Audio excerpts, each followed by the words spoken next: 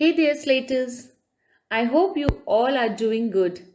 Slaters, are you all enjoying the wonderful world of animals? Great. So, Slaters, can you all tell me now, what did we discuss in our last session? Very good. We discussed about different types of animals, which includes land animals and water animals. We also learned about animal homes. We understood that animals have unique and special features which help them to live in different places. We understood how polar bears and penguins survive and live in cold regions. Children, in today's session, we will learn more about these specific features of animals. In our last session, we also read that land animals like camels that live in hot deserts. Do you know, Slaters, that the desert has the most extreme climate and challenging weather conditions? In summers, the temperature of deserts during daytime reaches up to 50 degrees centigrade, while at night the temperature drops to as low as minus 40 degrees centigrade. Camels have perfectly adapted or adjusted themselves to this changeable environment. Slaters, you all must have observed the two humps on the back of the camels, isn't it? Can you all tell me what is stored in these humps? Did you all say water? No, these humps of the camels store fat. Yes, fats and not water. When there is shortage of food, the camel uses the fats from their hump to get nutrients. Furthermore, camels can survive without water for more than a week. And when they get water, they drink around 46 liters of water in one drinking session. Camels have long eyelashes which helps them in preventing the sand to enter its eyes. The thick eyebrows also provide a shield to the camels from the scorching sun. Wow, that is something really amazing, isn't it, Slaters? So now, Slaters, do you all understand how the animals use their amazing body parts to protect and adapt themselves in different environments which they live in? Great. Now, can you tell me, Slaters, have you ever seen fish walking on the land? No, isn't it? Fish are aquatic animals. This means they live in water. They can do this because of the special body parts like the fins and the gills. You also must have heard that fish generally die when they are brought out of the water. So, why is it so? Why do they die? So, Slaters, what do we all need for living? Correct. Oxygen. Similarly, fish also needs oxygen to live. We breathe oxygen from the air. But then, how do fish take in oxygen underwater? So, Slaters, fish do not breathe air. They get oxygen from the water. The oxygen that is mixed in the water. Fish have special filters on the sides of their bodies called the gills. These gills are like our lungs. So, here the fish gets oxygen from the water. When we remove them from the water, they are unable to take oxygen from the air and thereby they are unable to survive. Hence, they die. However, do you know, Slaters, there are some amphibious fishes which can live on land for few days. This includes the mud skipper, lungfish, and mangrove killifish. These fish can absorb oxygen from the air too. So, Slaters, this is how different animals use their specific features of their bodies to survive or to live in different environments. Now let's learn more about the special body features from the textbook. Special body features. Most animals have 4 legs. Animals such as horses and camels have hooves. Cats and dogs have paws. Lions, tigers, and eagles have claws. Slaters, let's underline some new words. Underline the word hooves. H-O-O-F-S. Hooves. It means the horn-like part of the foot of some animals. Underline the word paws. P-A-W-S. Paws. It means animal's foot having claws and pads. Children, also underline the word claws. C-L-A-W-S. It means curved, pointed, horny nails on the foot of birds and some animals. So, Slaters, you all must have observed the difference in foot of dogs, cats, cows, and horses. Dogs and cats have paws and claws, while cows and horses have hooves. The toes of the hoofed mammals are covered in the hooves. The number of toes inside the hoof can vary from animal to animal. These hooves allow the animals to walk long distances on hard ground and prevent damage to their toes. This includes the horses, antelopes, donkeys, and zebras. Now, Slaters, have you ever heard a horseshoe? Do you know what is a horseshoe? Correct. We all know that animals like horses are used as means of transport. The hooves of horses are protected by attaching a metal shoe at the bottom of their hoof. These horseshoes protect the hooves from getting cracks.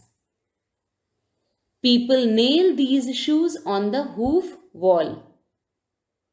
And the horses do not get hurt when this is done because the hoof wall is a dead tissue. So they cannot feel the pain.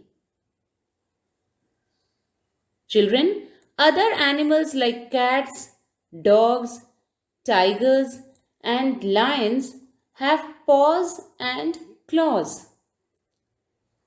Paws are soft pads on the feet of these animals and provides them a cushion while walking. The claws, on the other hand, are used during hunting or for holding a prey. Slaters, do you know that cats have retractable claws? Retractable means something that can be pulled back, in or out, just like an umbrella. You can open it up when it rains and close it when the rain stops. Similarly, cats' claws are drawn out only when they want to hunt. That was so interesting to know, isn't it, Slaters? So, Slaters, you all must have seen cow, buffalo, and bull, isn't it? So, can you all tell me, what do you see on their heads? which they use for protecting themselves? Correct. Horns. Cows, buffaloes, and bulls have two horns on their heads. This they use to protect themselves from enemies. So, Slaters, let's learn more about horns from the textbook. Please turn to page number 39. Ready? Please place your finger on the text as we read. Animals such as cows, buffaloes, and rhinos have horns. They use their horns to protect themselves.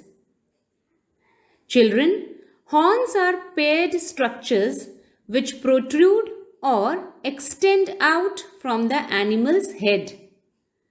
True horns are found only on cows, goats, and sheep. The horns are made of bone and covered with special hair.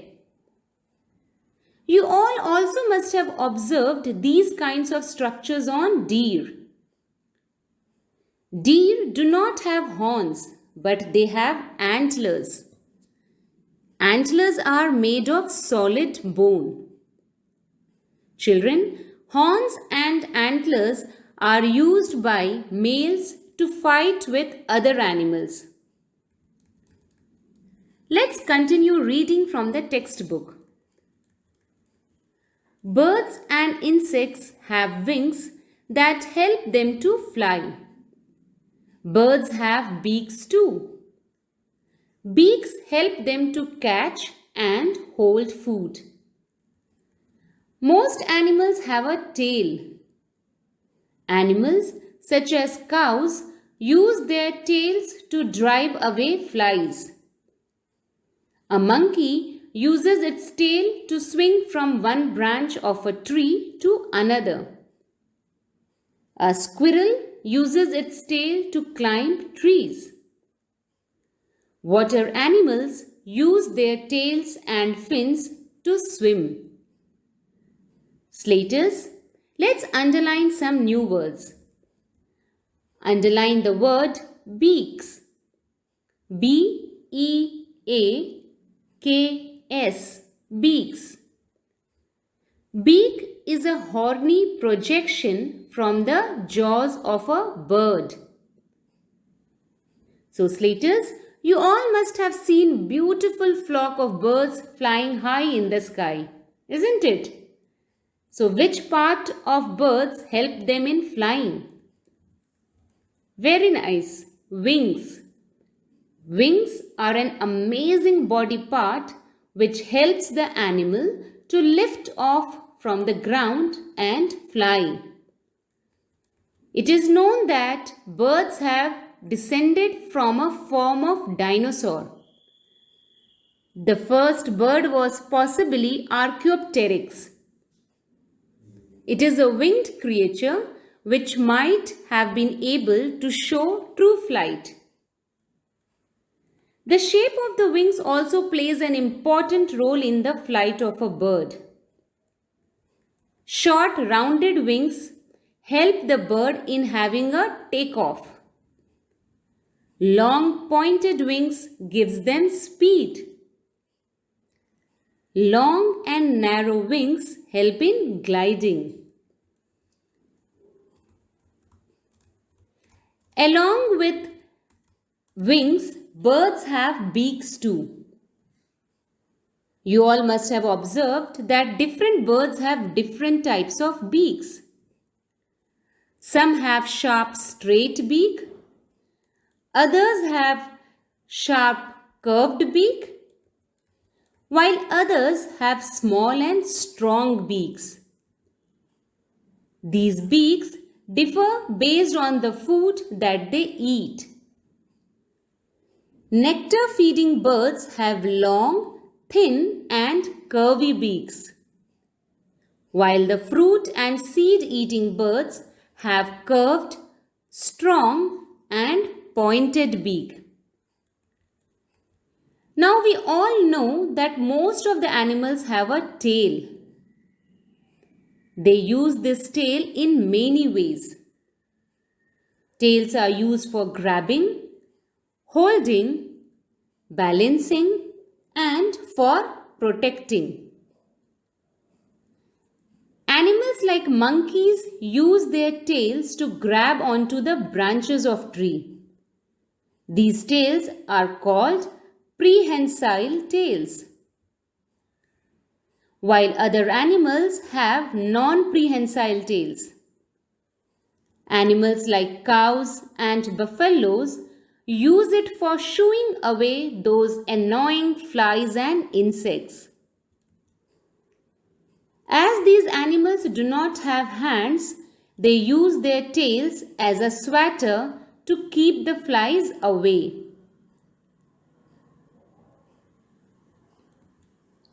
Children, other animals like fish use their tail for swimming. Some lizards have a unique way of using their tails. They use their tail to escape or move away from the predators, from their enemies. In case the lizard is trapped, they break away their tail and the lizard run off, leaving the predator with a tail. The lizard later grows a new tail. Pretty amazing, isn't it? Wow! Learning about the special body features of animals is so much fun. Children, just like these special body features, animals also have different ways of eating their food. Let's check on the different ways in which animals eat their food from the passage in the textbook. What do animals eat? Animals depend on plants and other animals for food. Animals such as cows, goats, and rabbits eat only plants. They are called herbivores. Animals such as tigers, lions, and crocodiles eat only the flesh of other animals. They are called carnivores. Animals such as crows and bears and also human beings eat both plants and the flesh of other animals. They are called omnivores. Animals such as hyenas and vultures eat the flesh of dead animals. They are called scavengers. Slaters, let's underline some new words from this section. Underline the word herbivores. Herbivores.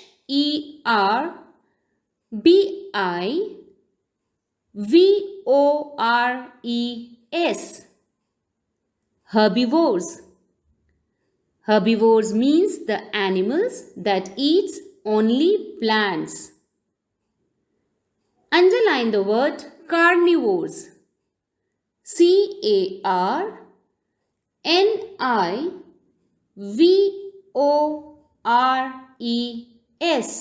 Carnivores. Carnivores means the animals that eat flesh of other animals. Slaters, also underline the word omnivores. Omnivores.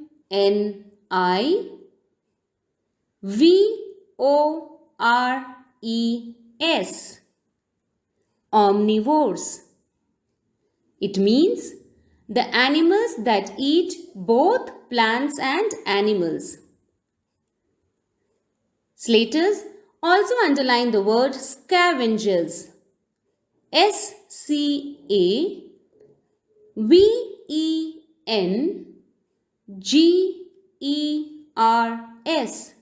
Scavengers. Scavengers means the animals that eat flesh of dead animals. So slaters, we know that animals are divided on the basis of the food they eat. Those who eat plants are called herbivores. Now can you all tell me few examples of herbivores? Very good.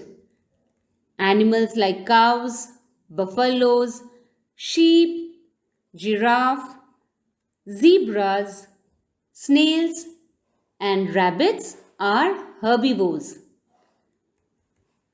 Now, can you give some examples of carnivores? Wonderful! Animals like cats, tigers, lions, crocodiles, and cheetah are carnivores. So, slaters, some animals eat both plants and meat. They are called omnivores. Omnis means all or everything, and vor means to eat. Now we know that we are one of them, isn't it? Children, apart from human beings, crows, bears, and raccoons are also omnivores. Furthermore, some animals feed on other dead animals. They eat on leftover dead bodies. These animals are called scavengers. Children, the word scavenge means to find unwanted waste. Similarly, scavengers like vultures, ants, and hyenas find the unwanted dead animals and feed on them. Slaters, scavengers play a very important role in keeping our environment clean. In their absence, the planet would have been covered with dead, rotten, and decaying dead plants and animals. So, Slaters, with this we end our today's session. Today we learnt about wings, beaks, horns, and much more. I will meet you all in the next session. Till then, goodbye. Thank you.